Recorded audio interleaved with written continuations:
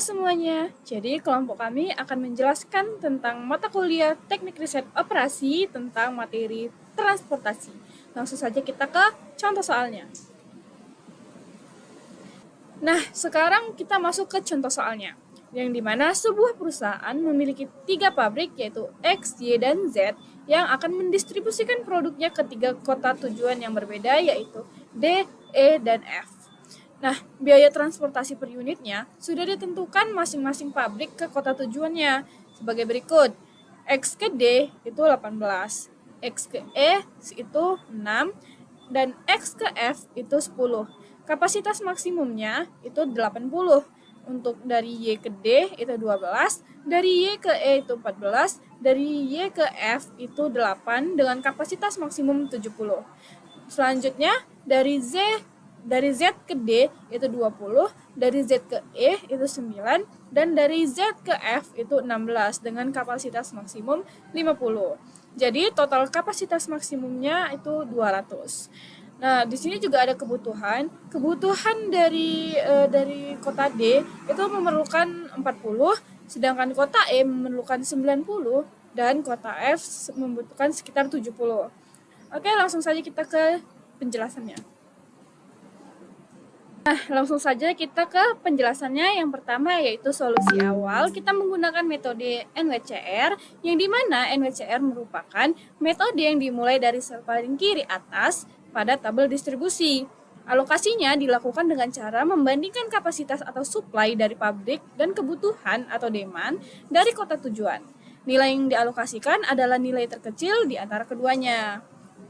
Nah, bisa kita lihat seperti yang sudah dikerjakan bahwa dari kota X ke kota D itu membutuhkan 40, sedangkan kapasitasnya yang tersedia adalah 80. Maka kita tulis di D 40 dan sisa kapasitas di X itu sisa 40. Selanjutnya kita ke X dan E.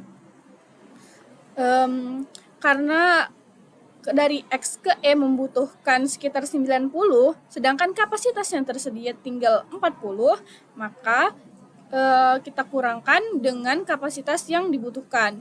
90 yang tersedia 40, maka kita tuliskan 40, maka sisa kebutuhannya tinggal 50. Nah, selanjutnya, maka kita menggunakan kapasitas yang si Y. Nah, di situ kan kita tinggal butuh yang 50 lagi. Maka kapasitas di Y 70 dikurang 50, maka sisanya 20. Selanjutnya kita ke kota Y menuju kota F. Di situ kita memerlukan 70, namun yang tersedia tinggal 20, maka kita hanya menggunakan 20. Selanjutnya 70 dikurang 20 sisa 50, maka kebutuhan sisanya kita 50. Selanjutnya kita gunakan dengan kapasitas yang di Z, sehingga dapatlah tabel seperti ini. Maka biaya transportasi awal bisa kita kalikan dengan 40 dikali 18, yaitu X ke D. Selanjutnya X ke E itu 40 dikali 6. Karena X ke F tadi tidak memadai kapasitasnya, maka tidak usah kita hitung karena hasilnya bakal 0. Selanjutnya di Y ke D itu juga tidak perlu, maka Y ke E itu 50 dikali 14, Y ke F itu 20 dikali 8. Selanjutnya Z juga sama, dia tidak memenuhi kapasitas. Z ke E juga sama, maka yang terakhir adalah Z ke F yaitu 50 dikali 16. Hasil perkalian semuanya di total, itulah yang menjadi biaya transportasi awal si pabriknya. Nah, selanjutnya kita akan masuk ke metode yang kedua, yaitu menggunakan metode MODI. Jadi, metode MODI atau Modified Distribution Method adalah metode yang digunakan untuk mencari solusi optimal pada masalah transportasi. Metode ini bertujuan untuk meminimalkan biaya distribusi dengan cara mengevaluasi dan memperbaiki solusi awal hingga diperoleh hasil yang paling efisien. Bisa kita lihat di sini, X ke D itu 18. Bisa kita lihat di sini X ke D itu adalah 18. Maka 18 sama dengan U1 ditambah V1. Sekarang kita buat ketentuannya U1 itu adalah 0. Maka 18 sama dengan 0 ditambah V1. Maka V1 sama dengan 18. Selanjutnya, X menuju E. Kita lihat di sini X menuju E itu adalah 6. Maka X menuju 6 sama dengan E tambah U1 tambah V2. Kenapa U1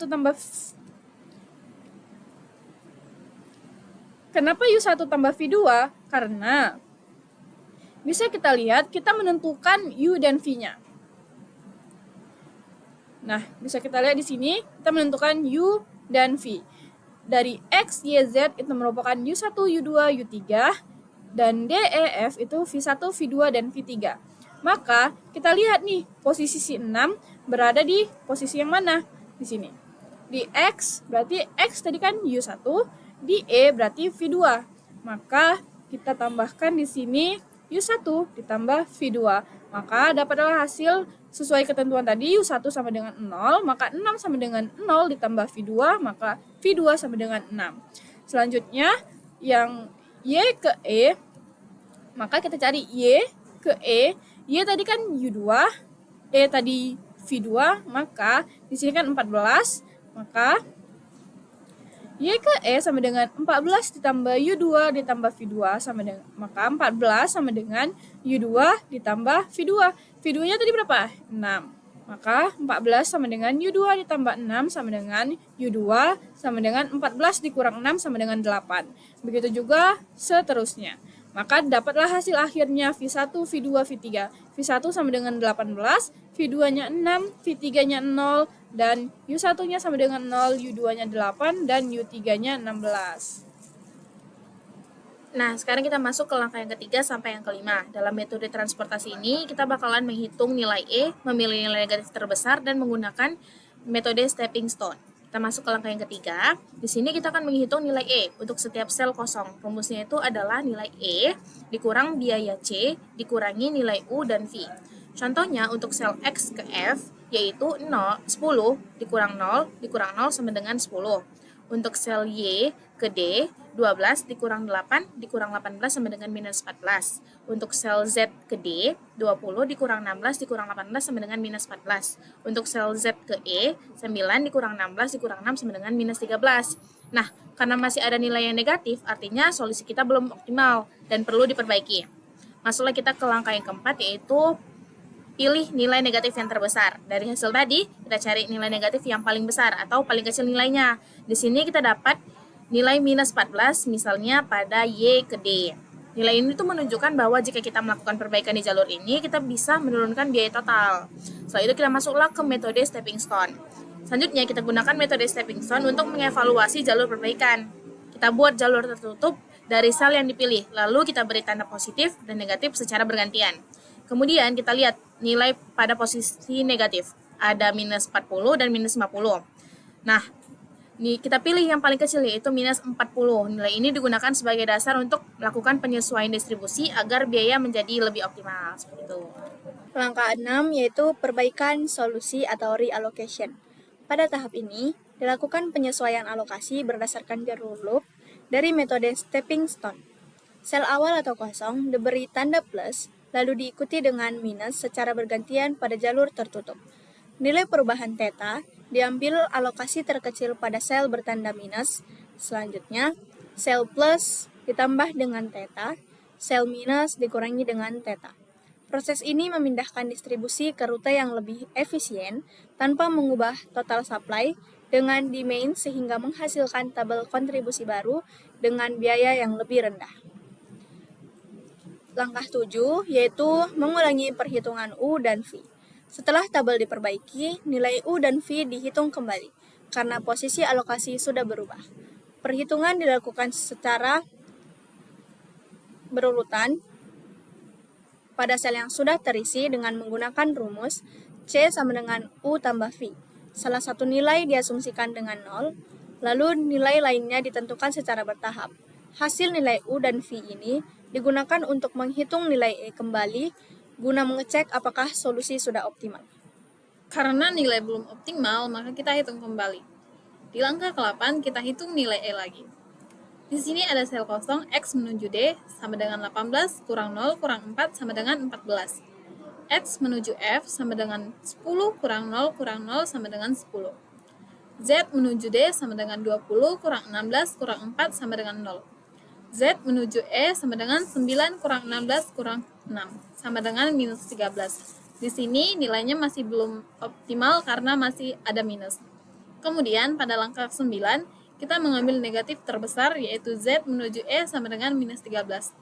Kemudian pada langkah 10 kita buat stepping stone-nya.